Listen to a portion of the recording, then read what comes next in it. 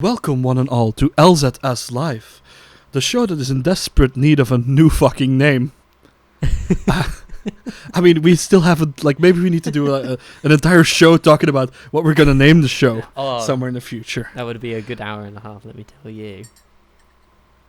Now, but if you've read the title, it's fairly obvious that we're going to be talking about film again, which is why Griff's here. Hello. I mean, Griff's one of the co-hosts, so he's often here. Fucking But now this time Griff is going to lead the conversation a bit. Well, I mean, Griff is basically the wellspring of information that I can ask questions to and receive a torrent of delightfully interesting anecdotes and quotes and stuff. Goodness I guess. Yeah, I guess that is how it's going to go. I think this is very much going to be a bouncy conversation. And it's going to be interesting because we are going to look at this from an exclusively kind of consumer point of view. I don't think we're going to be too much studio mindset. Let me manage my checklist for a second. Griff's ball washing, check. Make a stupid joke about that. But yeah. Wow, no, that was bang on. You hit it with a pinhead. That was brilliant.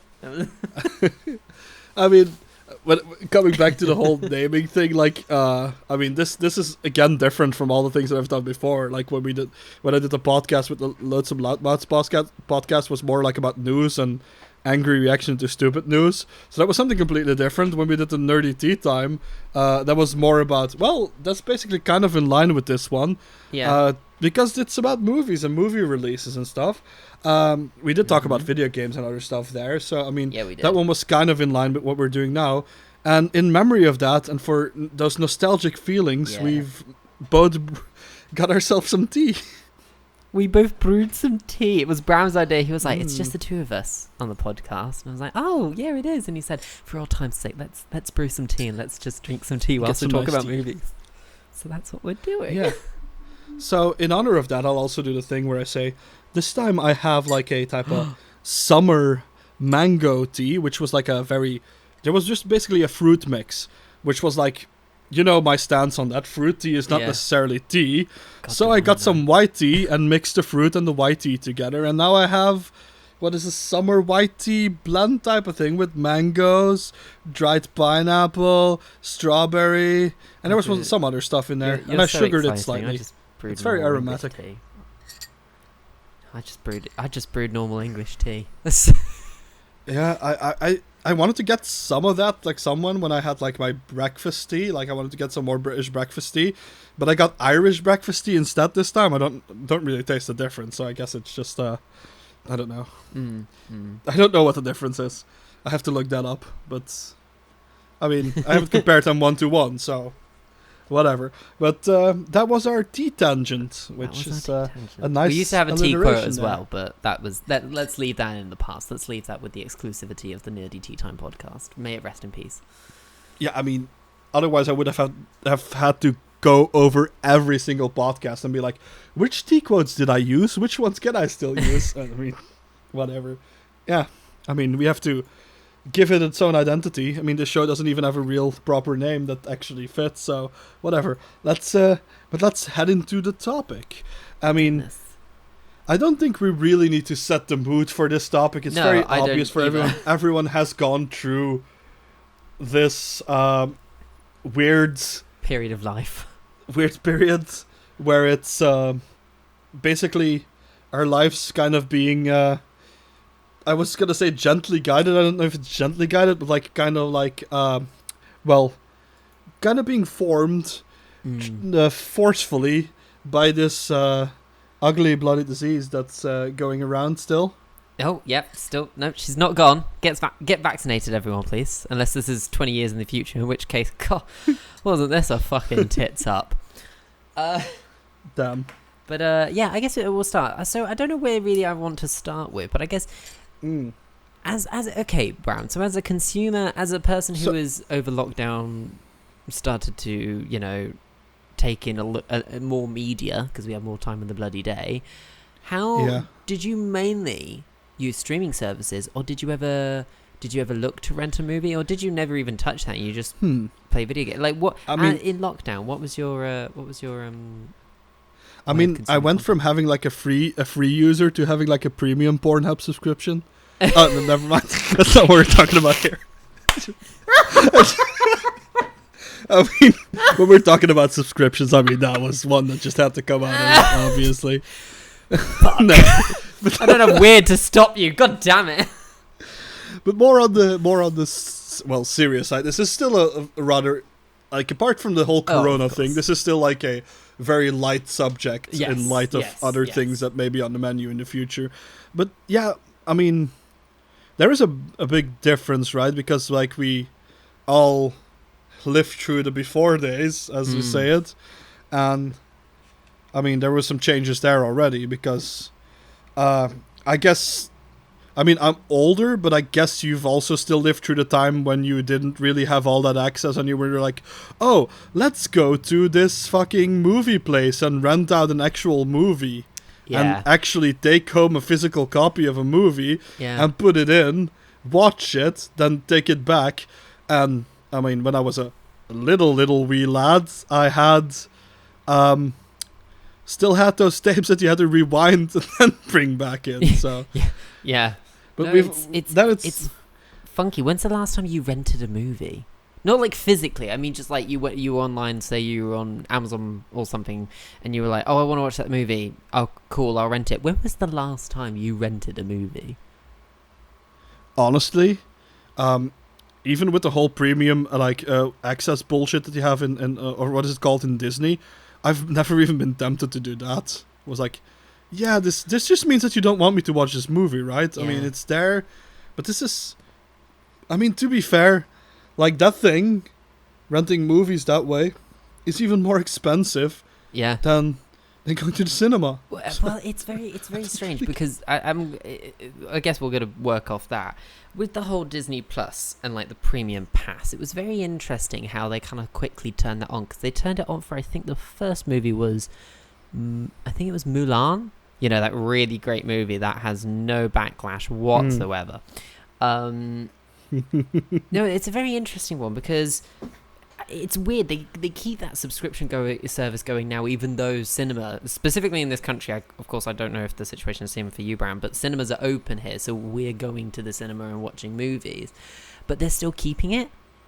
And it's very interesting because people go, well, actually, if you pay for £30, that costs, to go to the cinema, say there's a whole family, say it's a family of 4, it costs what?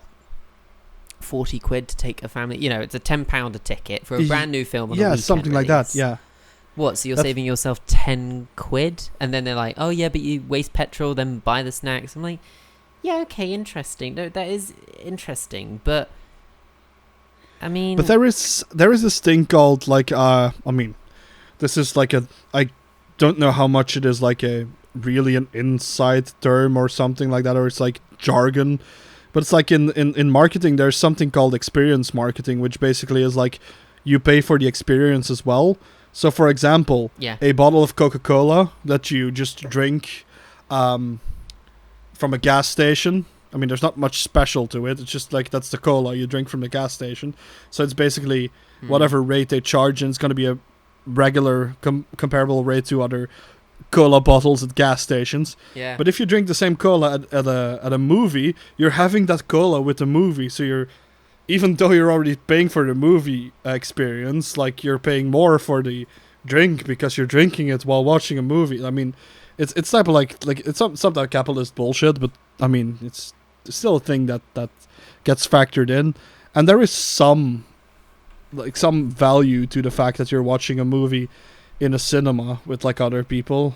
I mean that is a thing. Like the cinema is, like you say, it's an experience. I don't think I really would like to give that up. And I know in lockdown it was kind of interesting because you kind of didn't have that alternative.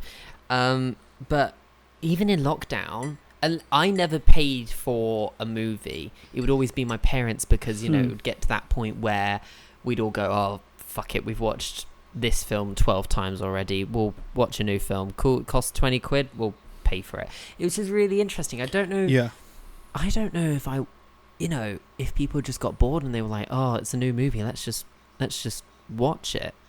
And I think that's very interesting. Like me as a consumer, I would like go, no, I pay for the subscription on Netflix, I pay for this on Well, I don't pay for it on Disney Plus, but you know, for me, I'm like, I need to get my money's worth out already of what's there. So whatever's new, yeah, cool. It could be the new Black Widow movie, but let's be honest, I'm not wasting 30 quid. Yeah, no, it just seems crazy, doesn't it?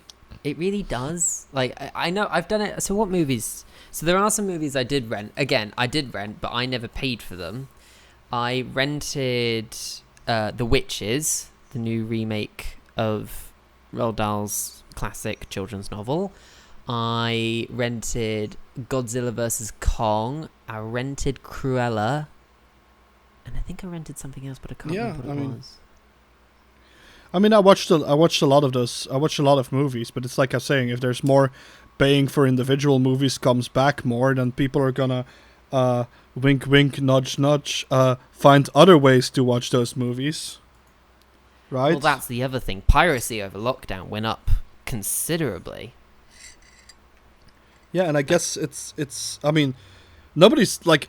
I mean, there's probably people pirating Netflix series as well, but I mean, probably not the majority of people is gonna go like, oh, Netflix series. Let me just pirate those and not get a Netflix subscription.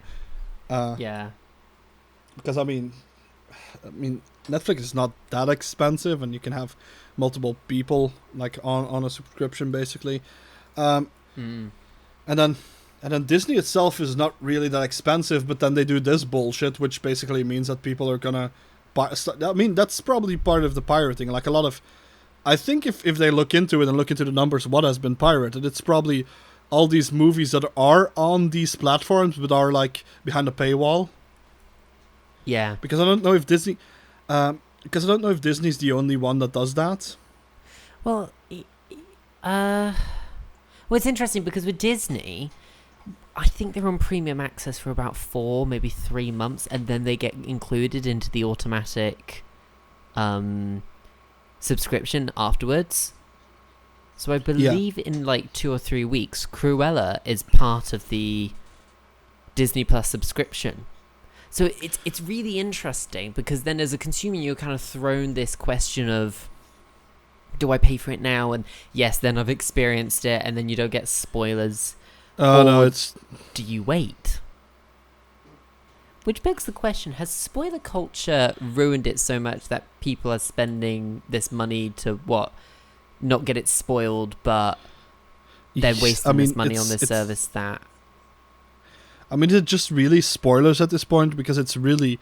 I mean, if you're speaking about a 3-4 month period, that's not even almost like spoiler territory anymore. That's just insane, like, long period. That's like... I think that's more of like a fear of missing out or something type of bullshit. It's like, oh no, all these people are talking about this, and by the time it's actually released, I mean, a new wave of people is going to be talking about it, I suppose. So but it's not going to get that hype again, like when it's like, it comes out at first and people are probably going to be like, oh no, people are going to talk about it, I need to be up to date about this, and then they watch it and then they spend too much money on it. Yeah. Because I mean, let's be honest. I mean, you can say like it's expensive to make a movie. You can add up all those costs, but that doesn't change the fact that there's a lot of profit. Probably way too much profit being made in the movie industry, which means that it's overpriced. That's just... Everything that turns an insane fucking profit is just overpriced, isn't it? I'm just quickly having a Google. So Mulan, go back to Mulan. In its first opening weekend from Disney Plus subscribers, the film made $35.5 million. What did it cost to make? Well, actually, that's a very interesting question, Bram, because Mulan is probably, I think, when it was being produced, it was rated as one of the highest live-action Disney films currently being made. So its budget was approximately $200 million. Its box office total now, by the way, this movie came out in March last year, or let me just have a double Google. Has only, according to these statistics, only made $70 million. So this was a humongous loss for Disney, which is interesting. I mean, I wonder if that proves something, that maybe people didn't want this kind of movie. Because, I know no one who wanted to see a remake of Mulan. Like, no one I know was destined to go and watch it. But does that prove that there wasn't this need, there wasn't this desperation to watch Mulan because no one paid for it? I mean, $36 million is impressive, don't get me wrong, but is this going to, like, make production companies evaluate what actually is worth it afterwards? Because some production companies are holding on to movies because they think they'll make more of them from the box office. It's just this weird, like, gray area where you don't quite know what's a success, what's in demand, what's needed. Yeah, it's very much a strange thing as well, because I mean, you may even ask, like, in the far future, like, what if we reach a point where it's actually cheaper to basically have stuff. I mean, we're far off, but let's say somewhere in the future it's just cheaper to make stuff with a computer and just not actually film anything. I mean, we're nowhere close to that, because now, like, practical effects are still cheaper than doing digital effects, like, depending on what, obviously. Yeah, but of course. I mean, let's just say that somewhere in the far future is just cheaper. I mean, what's that gonna do then? I mean, especially when they can, like, get past this uncanny valley stuff, and everything just looks fucking hyper realistic, and you don't really see the difference. I mean, at some point, that may just catch up with it, so we don't know what that's gonna do. So that's something in the far future. Because what I just mean to say is that we're nowhere near that. So when it comes to that, like, live action movies are still gonna be in demand. And there still is somewhat of a stigma for, like, cartoons, and a lot of people. I mean, I think that's gonna die out with, like, the previous generations that are starting to, I mean, move out of this world, to say it, like, in a nice way. I think that mentality may just go with them as well, like these about, like, how animated movies are, like, for children or something. Because now a lot of, like, people grew up with, like, watching anime and stuff, so I think that in the future, this...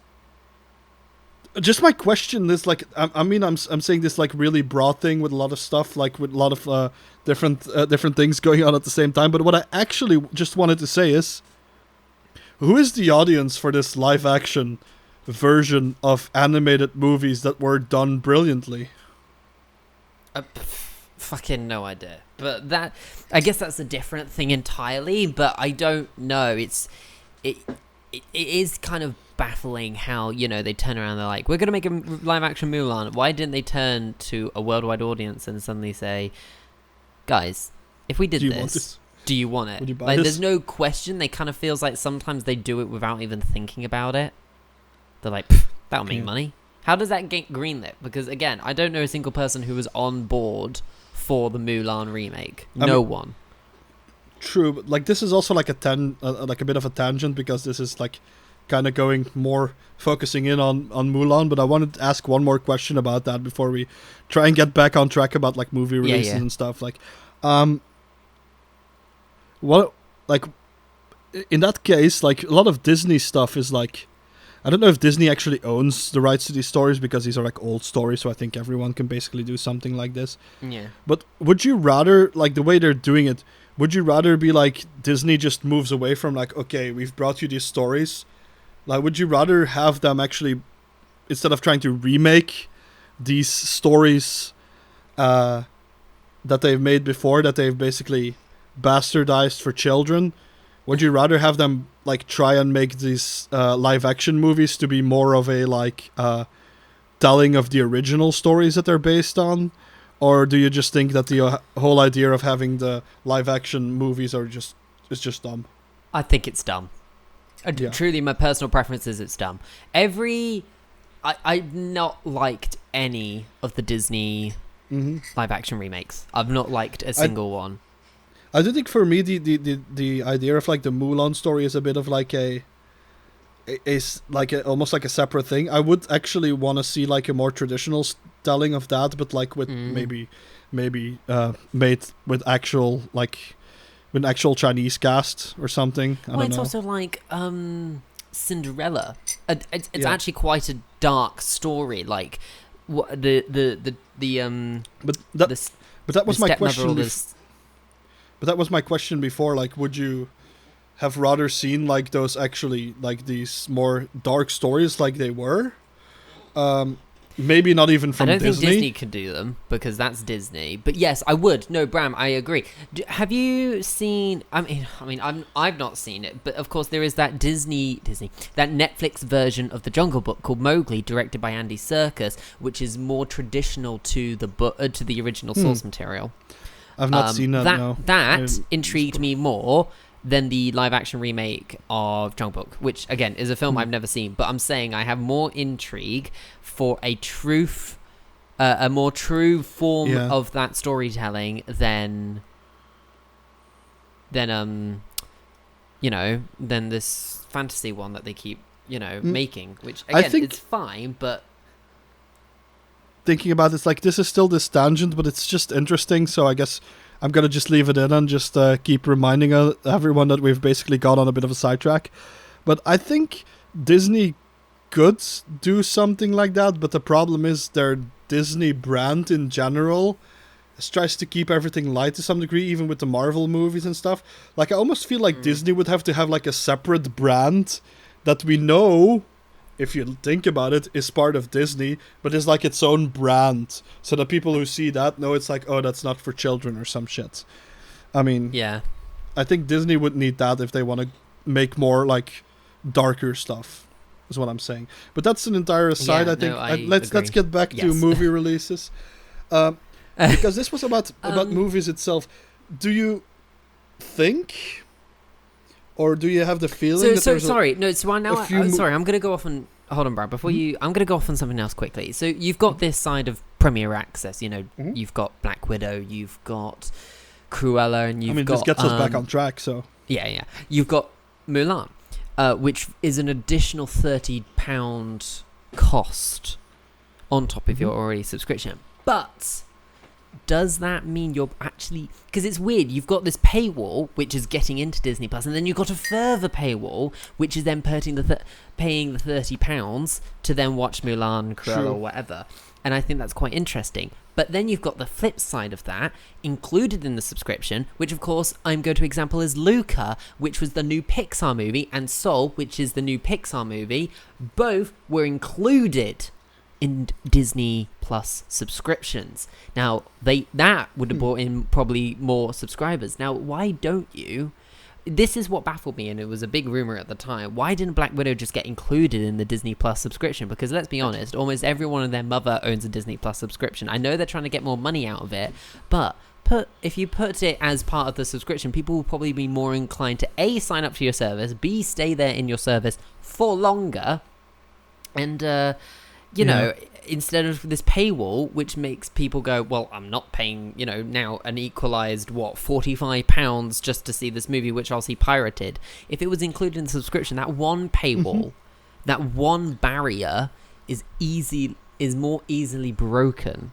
So it's kind of interesting. I know, but again, we're looking at it from a consumer aspect. I'm sure from a financial and studio aspect, it's a wildly different story, because they're like, we need to make money off this investment.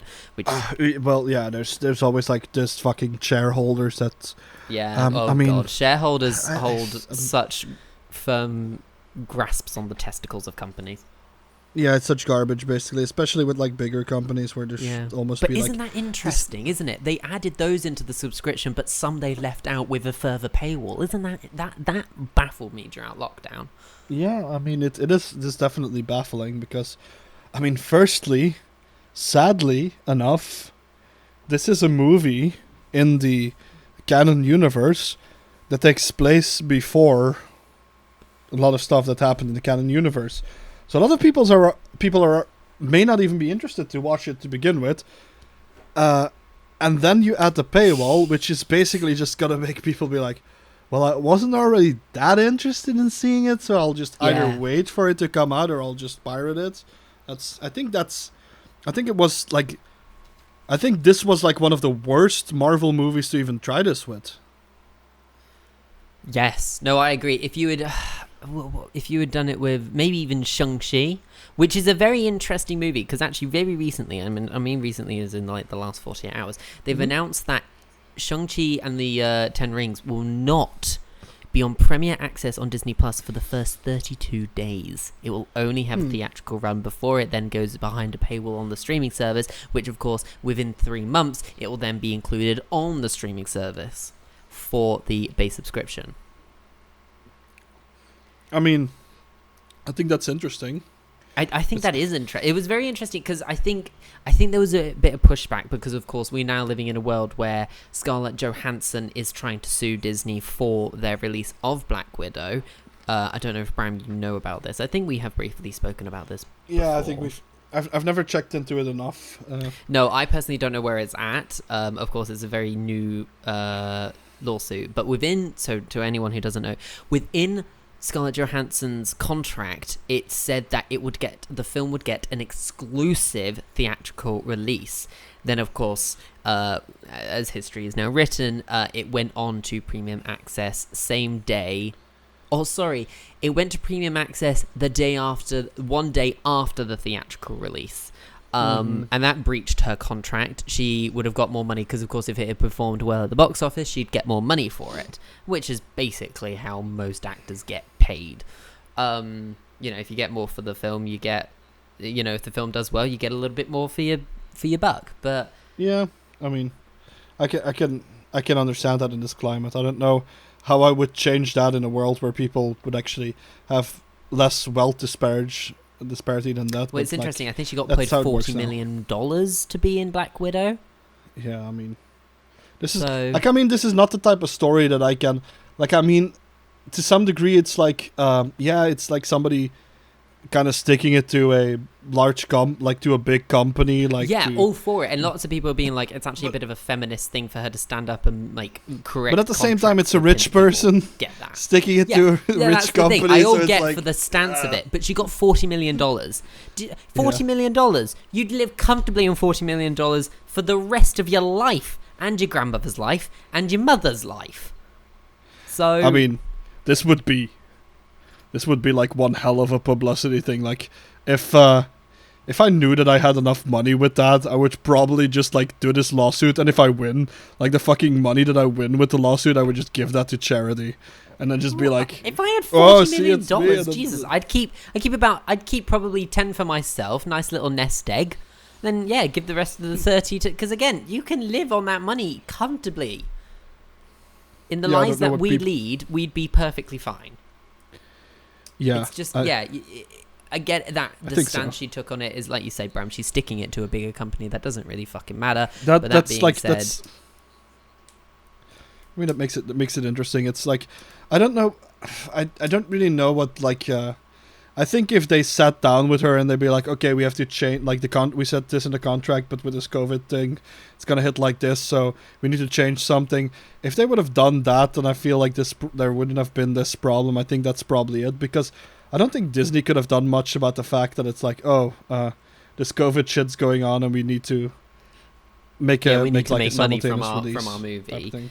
Yeah, because not every country could have a simultaneous release basically at that point.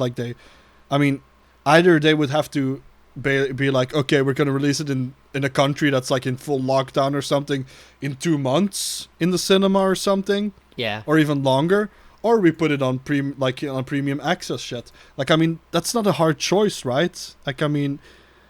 Even from a pro-consumer type of view on it, you would say that people would probably prefer it to be out there for people to watch it who can't go to the cinema yet. So it's a win-win, but it only seems like a loss for Scarlett Johansson at that point. But it's also the fact that they didn't if you have a contract with someone and you're gonna have to get out of a contract or change something about a contract, wouldn't it be normal that if you, the moment that you figure out that you can't follow a contract to the letter because of reasons that are beyond yourself, wouldn't you then basically go to that person and be like, okay, this is the problem.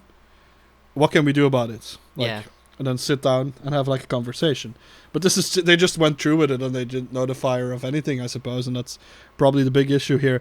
But that's like just like a cursory view in it, because I haven't like read everything about it. I didn't read the contract and stuff, so I don't know what the hell's going on. We weren't there for its personal signing. That's just like a brief aside. Why does every release have something to talk about? Because that's bringing us on a tangent now. Because it's like, oh, you could talk about Mulan. Well, it's just interesting because, well, also, I tell you what I thought about whilst you were, on that that little tangent there, is that it's weird how some people are kind of defending, because there are some vulnerable people who will probably not go to the cinema because they fear COVID, and I get that. So people like this subscription service is actually doing a world of good, and that's kind of interesting. Here we are, we're arguing as consumers who are both we're lucky enough to have at least had one vaccine between the two of us. We can afford our own PPE. It's kind of interesting how some people just won't leave the house because of fear of it, and this is allowing them to still enjoy these particular experiences within their own homes. So there's this weird kind of like moral conundrum behind it, in terms of you're actually still allowing people that access to still experience these things, which otherwise, not before COVID but during COVID, they out of fear or out of actual like safety reasons will not be going to those environments anymore to watch these experiences. True. I mean, at one point, probably there's people's gonna get back to normal, but there's people who are gonna revert to a normal, to a before times normal, slower than other people, obviously. And I guess that's gonna have an effect on the market as well, and the way people watch stuff. So even for those people, it's better that the movie is out there. So that's something as well. By the way, a little aside to this aside. I looked up synonyms for tangent, so we don't have to say the word tangent every time we go rambling on about something else. So what other word will we be using? Well, there was rambling. That was one of them. Rambling, lovely. There's always a foray in an episode. Or an episode. Like drifting. Digression. Aside. See, there's a lot of stuff that we can use. Just a lot of stuff. So the fact that I looked this up means that this episode's gonna go all over the place. It's like the fucking timeline after Loki. Oh, beautiful. I think that's a good place to then springboard off, because throughout lockdown, and this is kind of a pre-COVID kind of thing, but of course with lockdown we've now had a lot of original content take center stage in like what's popular in popular culture. Not saying that wasn't a thing before, but of course with lockdown, original content from Netflix, from Disney Plus, from Amazon Prime took over our content menu, and that was a bit interesting to see as a society. We didn't pay for that stuff, but we still looked to the online streaming gods for that content. Definitely, but like it also just reminds me of the fact, years, I think it would be about somewhere 7 to 8 years ago, I think there was a conversation that people were having, or a conversation that was also like a part of, where people were talking about these movies are being taken over by series, because there's more long running series and more series that have a bigger budget and that are movie-esque and that type of stuff. All that was being said, and we've seen that evolution since then continue on. And now, if you go on any type of platform, you will see these original series. There's original movies as well. A lot of times these original Netflix movies are shit. That's what I was going to say. A lot of these original movies don't seem to have the quality of the original series somehow. No, don't. Though it's kind of interesting, isn't it? I feel like that's a different conversation in itself. But yeah, I have a... You know this person, Satan, currently is working on a Netflix movie. And it's funny how they speak about this film like it's the worst stitched together thing. Again, I don't know how... I won't go into too much, because, when they're working on a project, I can't really express what they're talking about.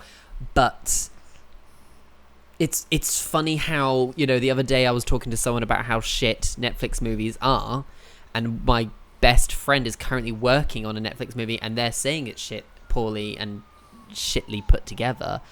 And yeah, like you said, there's that stark contrast with that series, that TV kind of content. Yeah, which is like, I think they're the reasons that people are paying those subscriptions, specifically to Netflix. People are paying for those TVs. I mean, it started before Netflix. Don't get me wrong, like because like it started with like stuff like I think around the time of like when Walking Dead came out and when Breaking Bad was came out and that time. I think that was like around the time when a lot of people like basically got this realization that like series could be more than this like fucking afternoon family sitcom that comes on TV, which is like filmed like it's like on a theater basically, still kind of like the way it looks. It's like, hey, I'm home, the type of like bullshit, yeah. Family sitcom bullshit that you see a lot of the time. Like, does series actually still look like they were like filmed in front of like a studio audience a lot of the times, even though sometimes they were just not at all anymore? Yeah. But like, there's a lot of that type of like, when people used to think of TV, they used to think about that type of quality. But then there was this shift, and I think it was definitely around the time when like we had stuff like Breaking Bad was one of the things that opened people's eyes for that. Like, oh, yeah. Wait, what? Television series can be like movies? Yeah, but longer? And then I think it went Breaking Bad, and then I think it went Game of Thrones. Game of Thrones, I think, blew it open in more of a worldwide sense compared to Breaking Bad. Yeah. It kind of made it go, oh shit, they're spending, sorry, how much? $7 million on an episode? Yeah, I think that's kind of crazy. And like you say, it's this long form of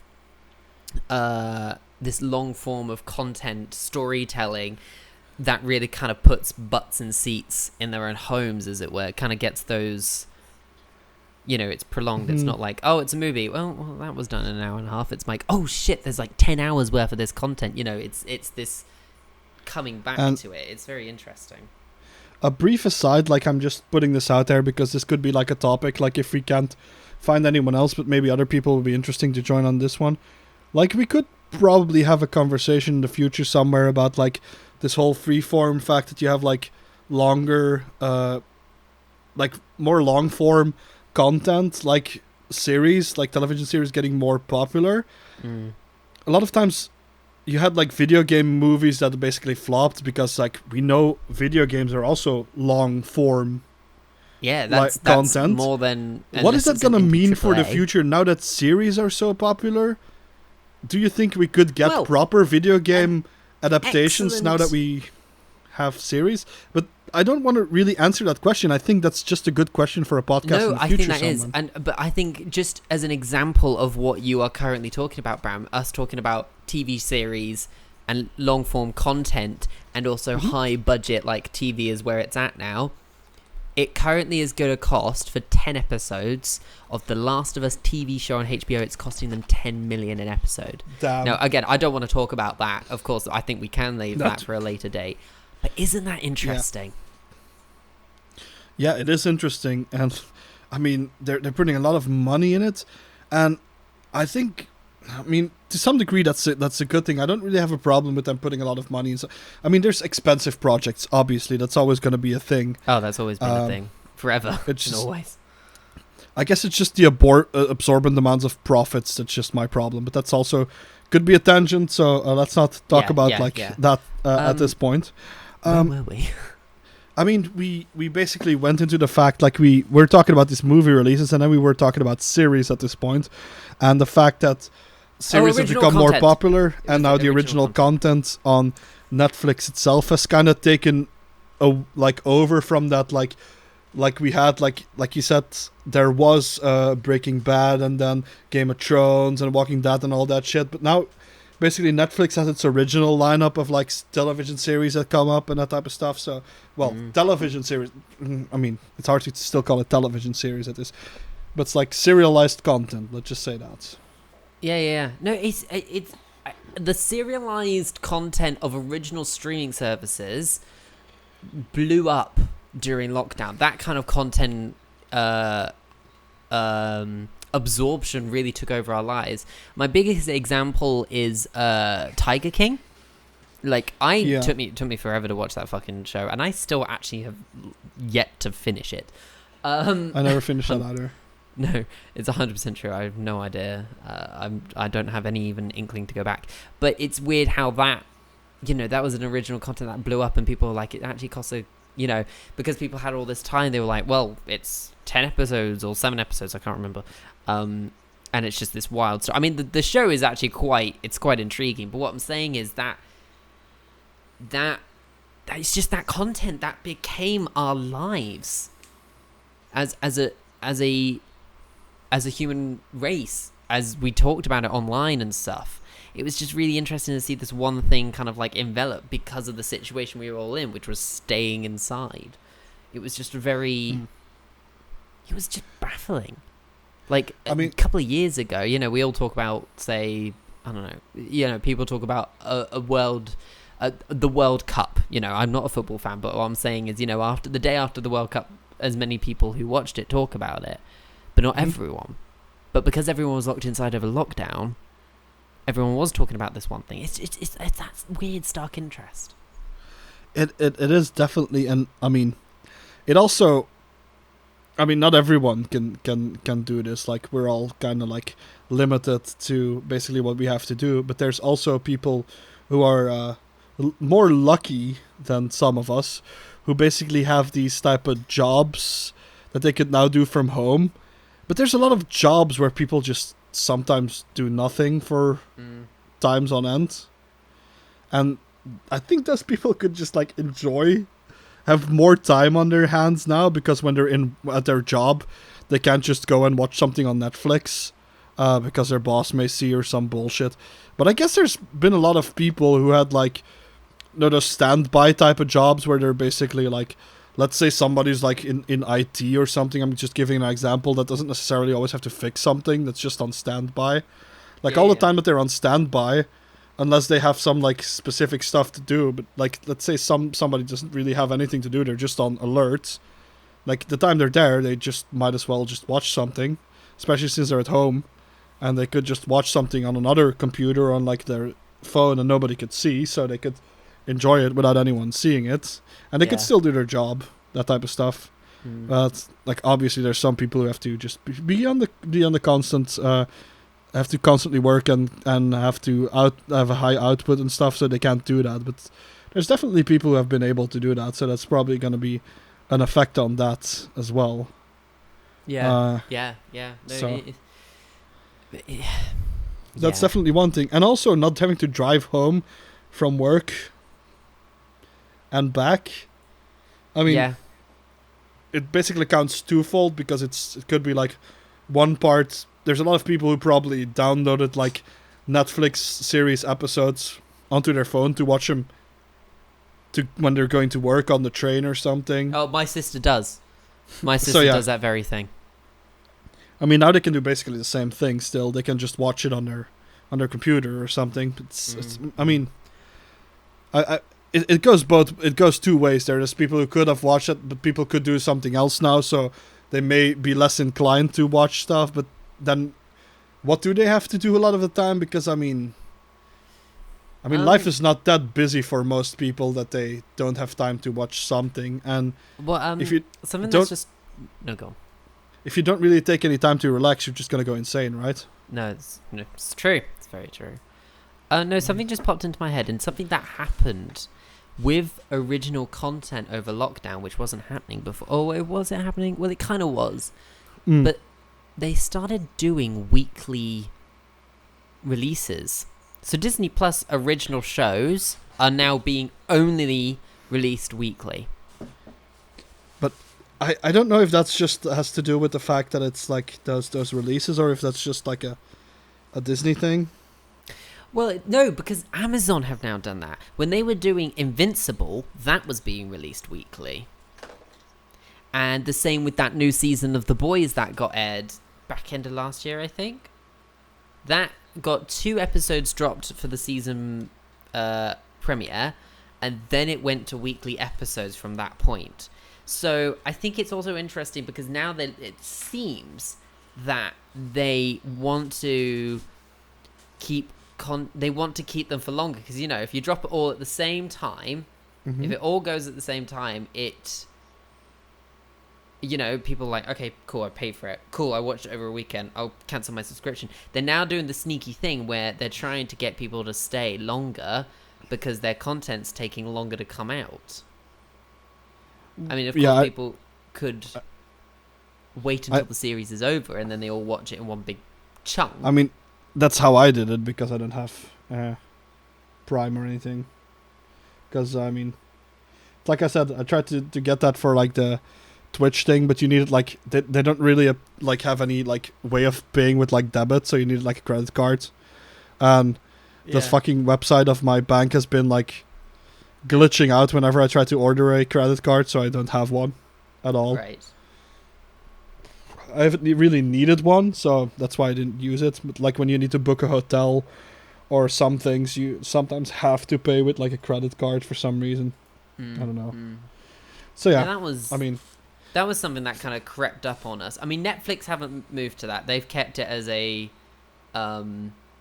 dumping service. But that was their thing from the beginning, right? Netflix was always like, here's Netflix. Like, we'll give you everything. I mean, apart from series that I think like The Flash or something releases like on a weekly basis, like the same it releases if it's something on, like, that I think is being their home aired, network. so like Riverdale, that when that was airing, that used to get weekly episode drops, but that was only because it was airing at the same time, and for world distribution, Netflix had the rights, so then they could only release weekly episodes. But if it's original content, they fully like, yeah, cool, we will just dump that all at one go. Yeah, I mean, I think it's also because, like, whatever, for that example from The Flash, I think the CW network, like, I think they don't have their own platform, I think. I don't know necessarily, or they just have one for America, and I guess that's for, like, international release or something, that Netflix has, like, the rights to those things. But since they they air on a weekly basis, I think, I mean, Netflix couldn't put it up, because then everyone in America was going to use like a VPN and be like, oh yeah, I'll just watch the entire season now and then not watch the fucking channel. I mean, so that wouldn't work. So I guess if something is airing on a weekly basis, there's no way around it. Yeah. So you would almost have to do it that way. But do you think both of these ways of working have their own they advantages? They both do. As someone who I like to binge, so when Loki was coming out, I waited every other week to watch 2 episodes back to back, because I didn't like that show was going by, and I was like, I really would like to know what happens next. So at least with a 2-episode dump, I would be like, okay, cool, well, I can spend the evening on Friday, cool, I'll start watching it, and I'll finish it at 10, and then I'll go to bed. For me, that's a satisfying number of watches, a satisfying number of new content for me to be happy. But week to week actually kind of frustrates me. So today, the new Disney Plus Star Wars show, Bad Batch, the animated show, just finished its 16-episode run. That show started in May and only just finished now in August. But it was... It was fun to be there along the ride, in terms of every week I'd had something. On Friday, I knew I had something to do with, like, my mate who I watched it with. So for that, I think that was a perfect show to be week to week. But say, what show was it that I said was a terrible idea for week to week episodes? Oh, I thought WandaVision. I thought WandaVision would have been a perfect binge-watching opportunity, but it's just weird. Is that just my interpretation of the content? I don't necessarily think so. I think what my main problem is with these Marvel series and their weekly releases is that there's not enough episodes to warrant weekly releases, in my opinion. If it was like a 24-episode run. Yeah, okay, that would definitely be like, you could do that weekly and just be along for the ride. I think dump that all in one go. I wonder what's going to happen but, next time. If it's 10, yeah. But it's like 6 or 7 episodes or something, or like 8 episodes, and it's be like weekly. That's just like, that's basically a binge fest, basically. How like they're giving you like a bite-sized snack, but they're giving you like, I don't know, it's like you ask for like a cookie, and instead of the cookie you get like a 1/8 crumb. of a cookie, and it's like, here, enjoy this, and next week come back for another 1/8 of a cookie, and you're like, can you just give me a cookie? I mean, it's not like, let's say that you have like a show, like an entire show with 24 episodes. That feels like it's like a maybe a 12-course meal or something like that. And every time you need a bit of like, I've had a nice meal. Let's see what the next course is going to be. And you need some downtime to chat with some people, and then eventually the next meal, like the next course will come, and you'll be like, oh, finally it's there, and you'll be happy that it's there. But with like 8 episodes or something, or 6 episodes and that type of shit, really, I don't think something like that needs a weekly release. Especially since, I mean, it doesn't really help Disney even with retaining people for their network. Or maybe it does. I guess it stretches it out from like being Well, it does. Okay, that's the thing. you can watch it in 1 month, or you can watch it in 2 months. Well, that's the thing. They want the chatter from week to week of what's going to happen, so it keeps the show kind of relevant. You know, so when a show, let's say Stranger Things drops next weekend, it then only probably stays relevant for 3 weeks, and then it dies out, and then it will be the next big thing. But if it's week to week, like Loki was, everyone kept theorizing for 6 weeks about what was going to happen in the next episode of Loki. So there's that balance of they keep their shows relevant, and also they keep subscribers longer. But I agree with you in terms of someone who I prefer. There are some shows that I think are great week to week. Like I said, like that Bad Batch, like the Star Wars show, I think that really worked well. I don't think The Mandalorian works well. I'd like to binge watch that if that was going to. But then you've got shows like Loki, and I'm like, actually, I mean, I like watching that in a binge. I mean, it did work, but like it's like I said, like it's still like like with the amount of episodes, it still feels a bit like, okay. I mean, did it really need to be episodical for that type of thing? Yeah. I mean, well, exactly. I would have preferred like maybe like I think the perfect way to do that was like just like a double drop, being like, here's the first 3 episodes, here's the next 3 episodes. Yeah. And maybe have some like big cliffhanger after the first 3 or something that could tie those things together. I feel like that could work better. WandaVision, even though there was like intrigue and mystery, like the scale of it wasn't big enough for it to warrant like weekly episodes and then people theorizing about it. I mean, it didn't really do enough like on a bigger scale of things. And then the same with like when you watched, I think all of these series were good. I don't have anything to really complain about all that much, because for example, like with Falcon and the Winter Soldier, that also worked really well.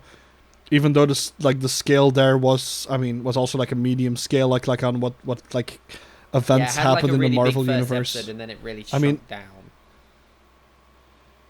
I mean, but like I did enjoy basically seeing them have some downtime in between, like fixing a chip and getting along. And then basically Bucky flirting with his sister, and his sister flirting with Bucky a bit. That was kind of hilarious.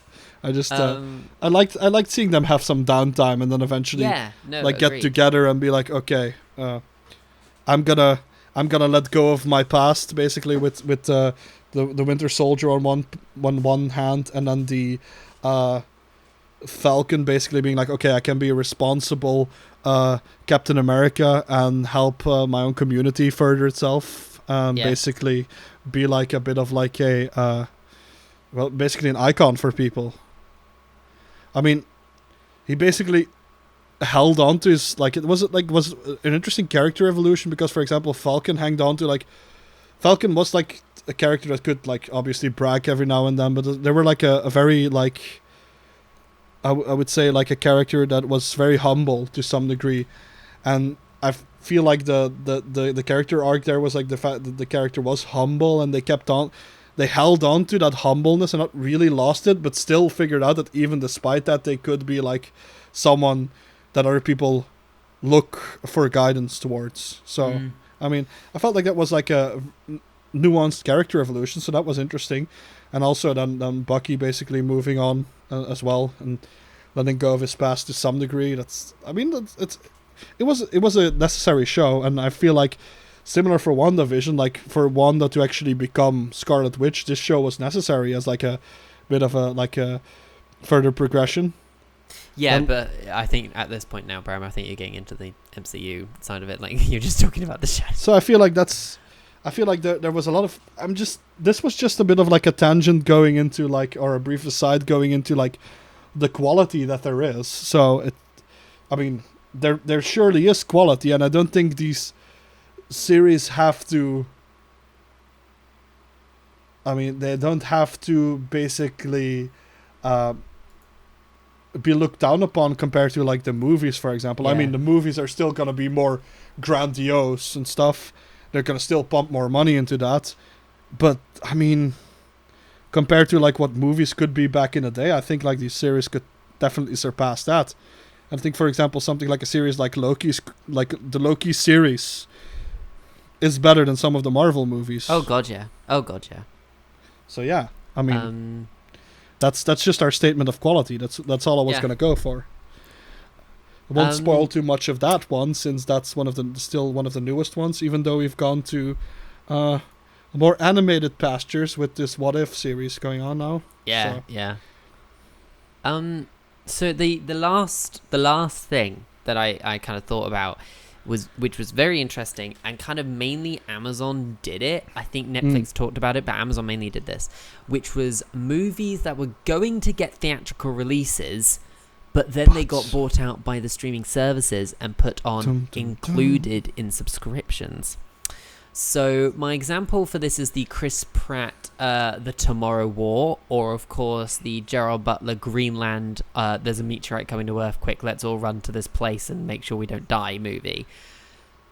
That was really interesting because that encouraged me to pick up those subscriptions or make an effort. That film that is actually, it was a film made before COVID, now being released during COVID with no additional cost. Fantastic. And I wonder if that's a preferred thing, like that movies just get bought out for people generally, and also I can't remember what my second point was going to be now. I've just drawn a blank. But what do you think to that, Brown? What does that, would that make you go, oh, I'll watch that movie then?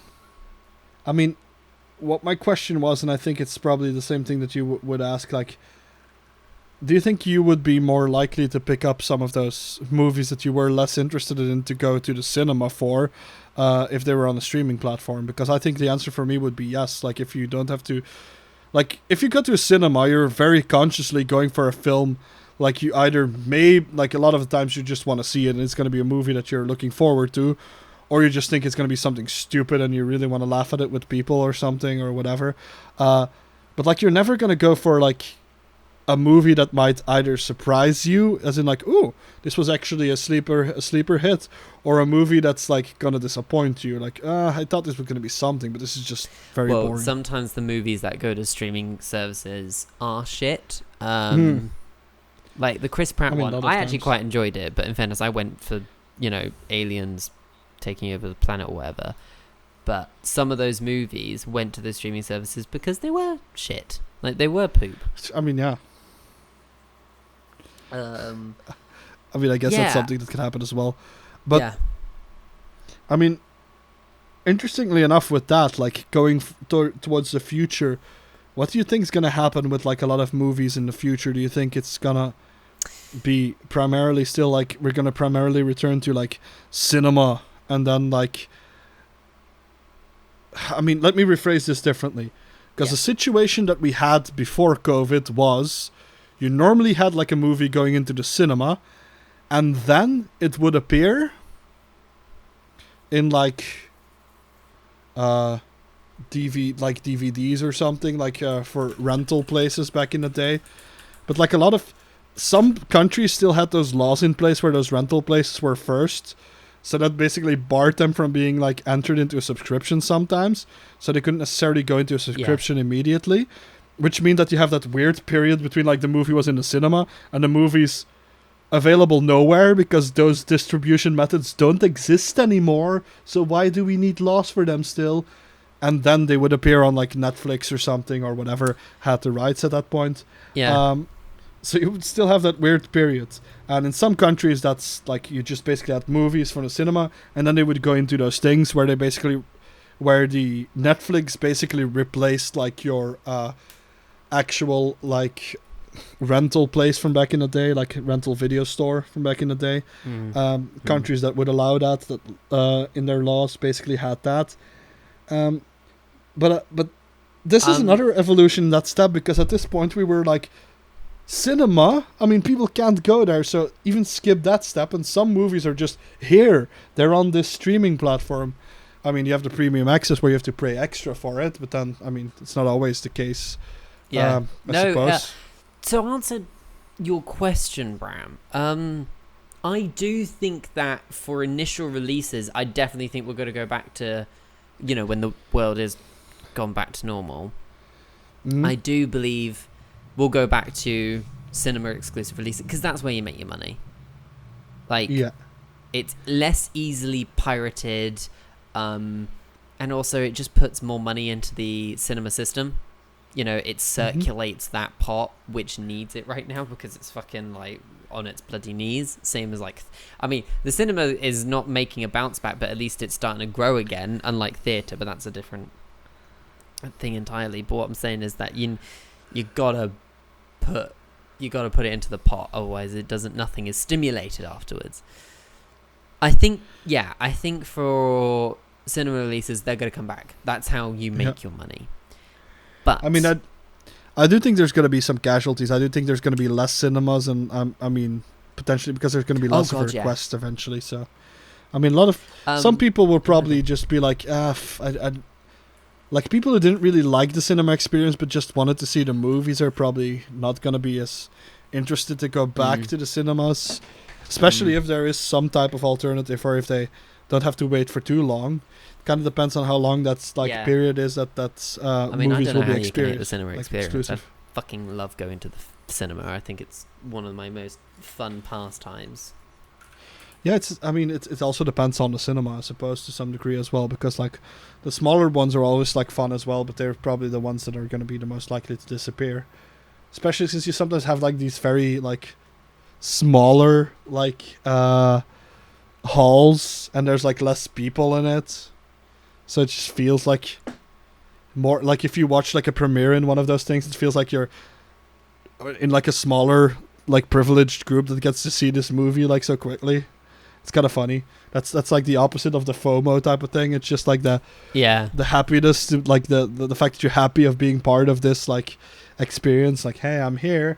There's not that many people around, and we're watching this movie. Especially since even though the cinemas are always like smaller, if you go on the right time, there's sometimes you just have like a private viewing or something. Oh yeah, God, I've been to. I saw Mad Max Fury Road with no one else in the cinema. I saw Doctor Strange by myself. Oh, nice! See, I watched it with a full fucking room.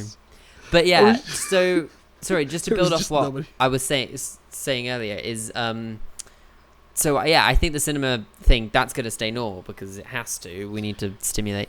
I think it's the post-cinema launches. So, you know.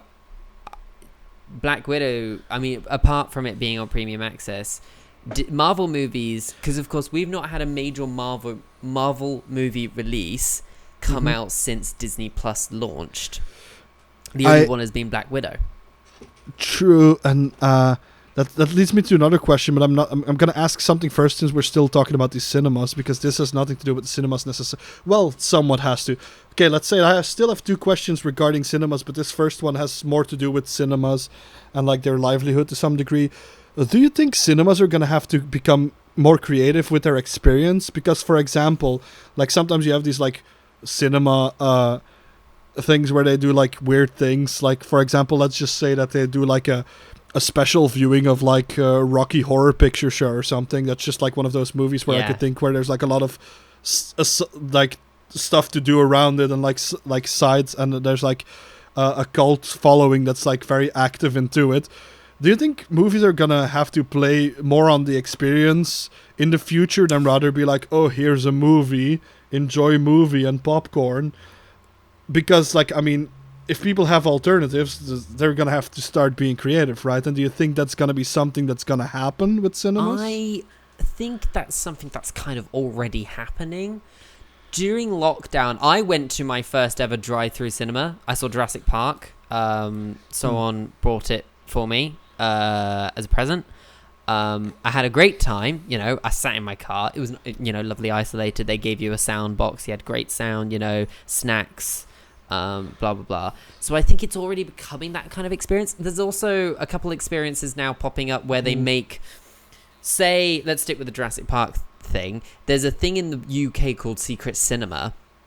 I've never been to one. I've always wanted to, but I've never, they haven't done a film recently that I've wanted to go to, but they make it an experience. Oh no, so the film 28 Days Later, which is about a guy who wakes up after 28 days of the zombie apocalypse has begun. Yeah. Their experience was that it was this big warehouse, but they made it, they did it zombie themed, they dressed it up, and everyone watched the movie in old hospital beds. And that creates like an atmospheric experience. So I think it's something that kind of happened. That was a pre-COVID thing. That was all pre-COVID. It's kind of this thing that has already started to appear in the world. But I do agree with you, Bram. I think because in the future, I don't think right now we need those alternatives. I mean, maybe drive-through cinemas, because, people want to experience that stuff, within the comfort of their safety, in their bubbles, as it were. But I think because, cinema chains are dying and stuff, I don't think they need to change their experiences. But I do think maybe post-COVID, people might have gotten a bit bored because they have been offered these alternatives. These alternatives have worked for them personally within their own personal preferences. And I think then cinemas will get a little bit more spicy in terms of what they are going to do for their customers. I mean, everything grows like at a natural pace, so it's not going to be like tomorrow, like, hey, welcome to the cinema. This is like this crazy fucking viewing of like Pirates of the Caribbean where the fucking cinema's going to flood or something, whatever.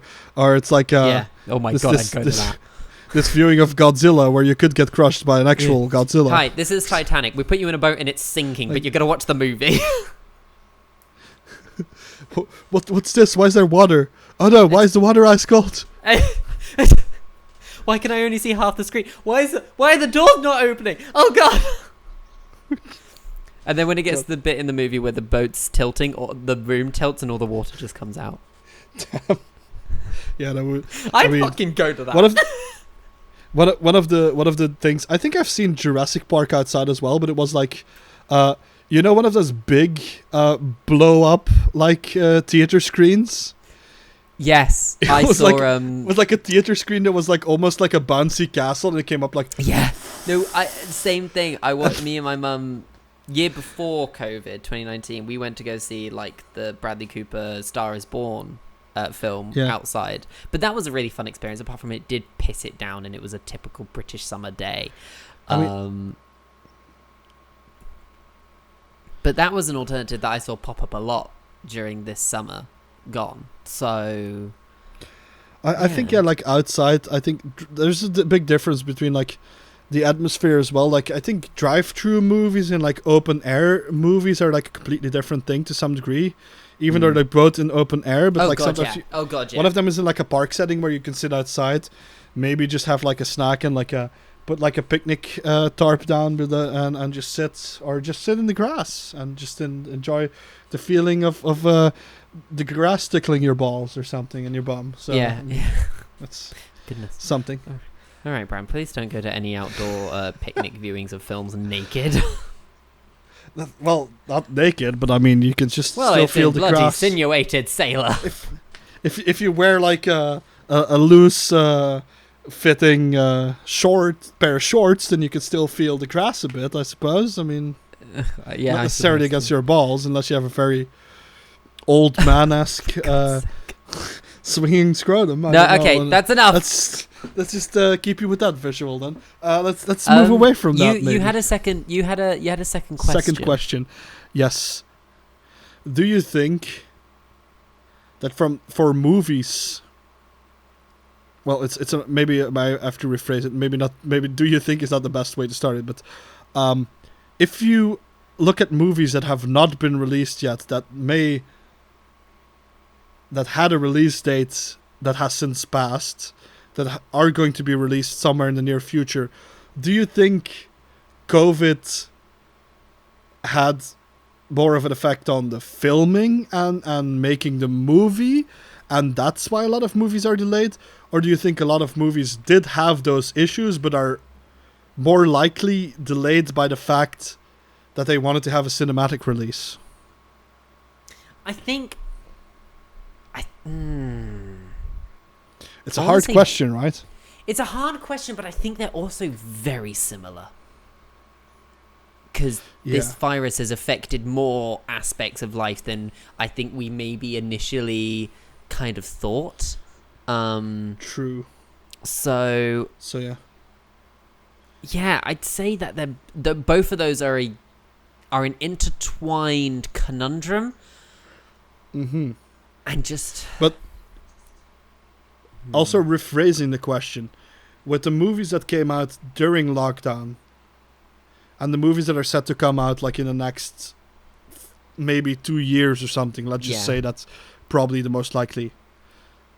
Do you think the most interesting movies have already been released, or do you personally think that the movies that are set to come out are more interesting?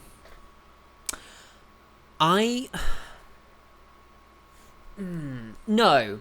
I don't think quality of the movie will have changed with lockdown in terms of like story or whatever. But it's quite interesting because I just finished watching a TV show, a British TV show that was filmed during our January-February lockdown, or March, which was the worst lockdown in the UK. It was a really bad one. Like, it was dreadful. You know, it was the one just after Christmas. It was fucking awful. But that was filmed during that lockdown.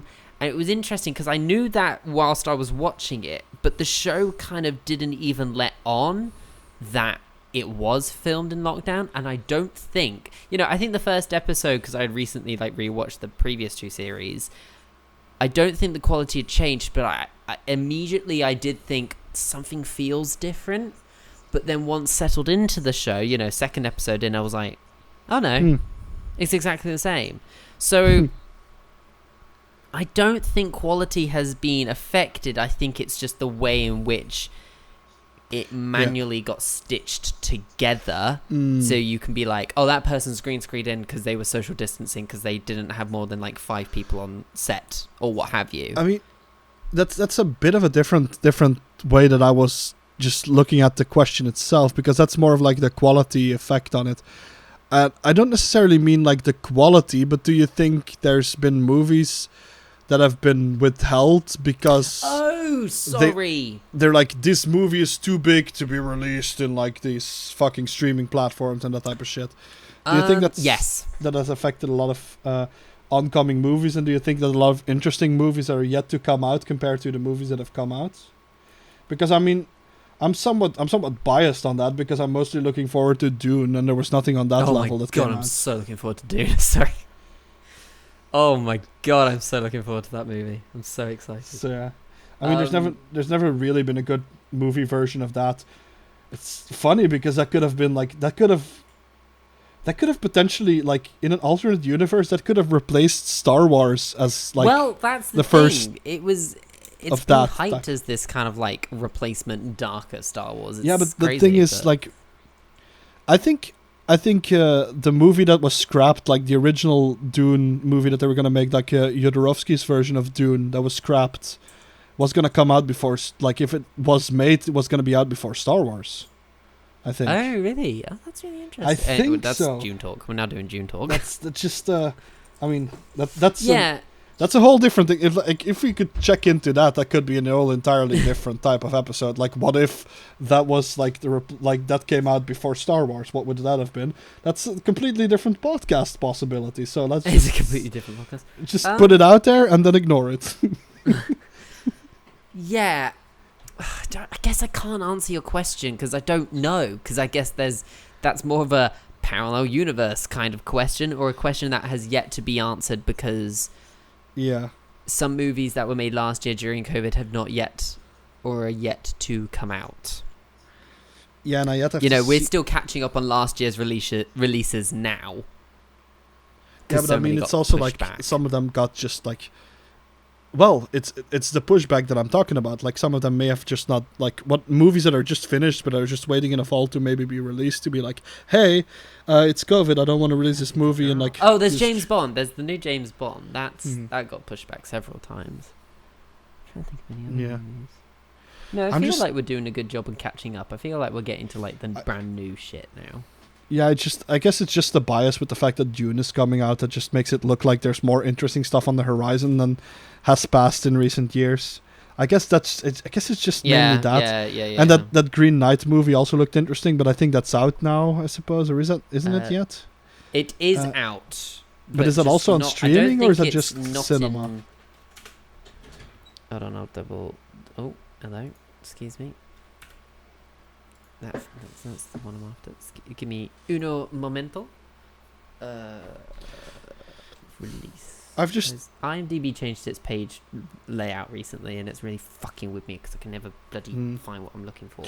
no. Let me just phrase the reason why I was asking this question, because I've forgotten a lot as well, but I've seen a lot of interesting trailers pop out for stuff that's yet to come out and seems to be like slated towards like being released after this whole cinema viewing experience goes back to normal.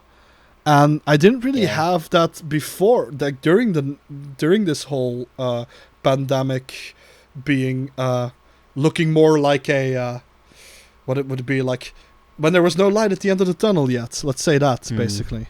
When we were in the thick of it, like there was a lot of like I didn't see many interesting trailers pop out like that. So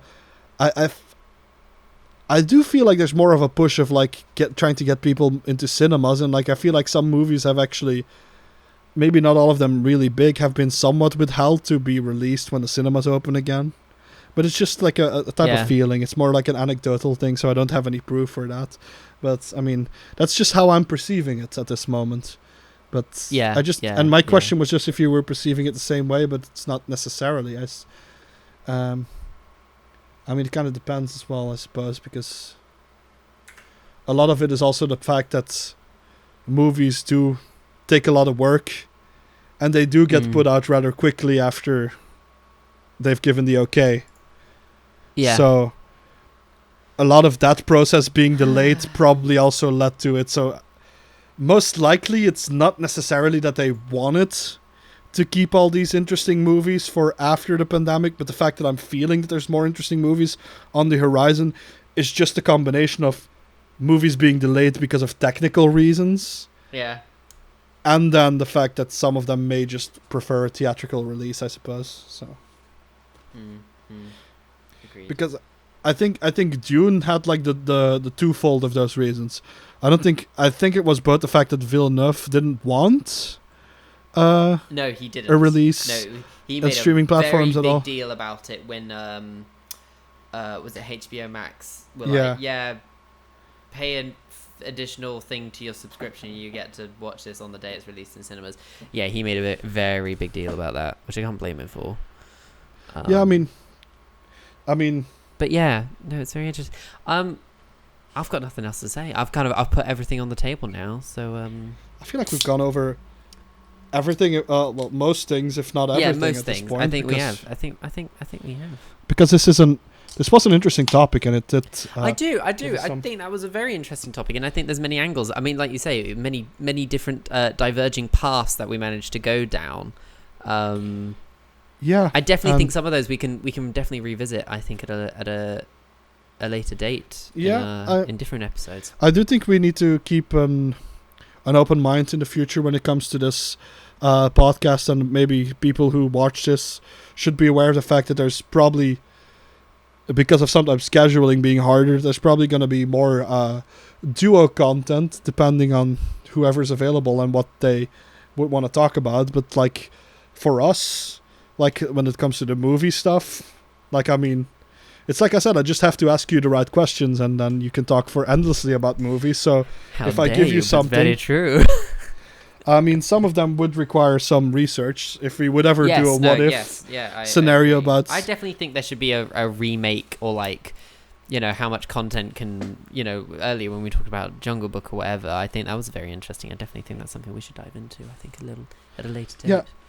I mean, especially like even there could be even like Star Wars stuff, even though I'm not the biggest Star Wars fan, especially not after I'm like one of those people that only likes the original movies.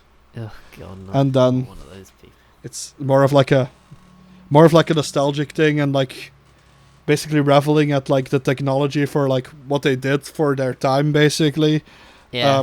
While still realizing that like when it comes to like morals, like in plot and stuff, and that it's very black and white, like 80s cartoon-esque when it comes to like the style of storytelling. I would say it's not as nuanced as a lot of stories are now morally. And I like that juiciness about that, but that's just an entirely different tangent. But it's like, there's a lot of stuff that we can talk about, even things that I'm not super interested about. And also, if there's an aspect of it that people want to talk about, you know, chuck it towards us in the comments or on DMs or something. We're definitely going to talk about this, I think, further on down the line. Seems like an interesting question, like Star Wars fan versus normies. Star Wars normies. Normies. Like good, like it's like I said, we could talk about a lot of stuff that has to do with movies. Absolutely. So, talked about video games a lot, so I mean, why not go the movie route a bit more at that point? So we'll see. I need to figure stuff out that I could talk about with Weird, maybe, if it's just me and him, even though he's the harder person to schedule in, or Connor. Depends. I mean, there's a lot of people we could talk about. Yeah. But the next thing's probably gonna be, unless it keeps moving back, is gonna be the gatekeeping episode, which is not gonna feature Griff. But it's going to be Connor. No, sorry, I can't come for that one because I have no opinions. No opinions. Yeah. No opinions. So yeah, to like we said, I mean, if we could summarize this, it's very easy to say that this corona epidemic has ground has in had the an world effect. that we live in the terms of content release. I think it's an untouched ground, or it's still an infant stage of what we as consumers do with our content. I think definitely there's very much lessons learned, but I think it's gonna very much regress to a normal that we've known before with a lot of things, but with the added advantage of that we know how things could work. So I think that could change minor things, and because this whole corona thing and the changes that it brought came on too quickly, and change like that in like a global scale doesn't work. So what happened now is gonna quickly like ebb away when this is done. Like when this is over, it's just gonna quickly regress back to what it was before, and then maybe we're gonna start missing things, and that's probably when we're gonna see changes, then things that's brought when we'll back. start That seeing was some change. That's when we're gonna see change. That's when people feel nostalgic towards things during that they had during lockdown, which somehow, because everyone's now very tired of this lockdown, and everyone's gonna be like, ugh, lockdown. But eventually there's gonna be minor things, because every bad piece of shit has something good to it. Like every nugget of shit has like a nugget of gold in it. Maybe if you could say like something like that. So that's interesting phrase. It's probably not an actual phrase, but whatever. No, I don't think it is, Bram. I don't know how that would work. Right, well, shall we leave it there? I think let's thank you everyone so much for listening. Yeah, and we'll hope to see you in the next one. All right. Cheerio.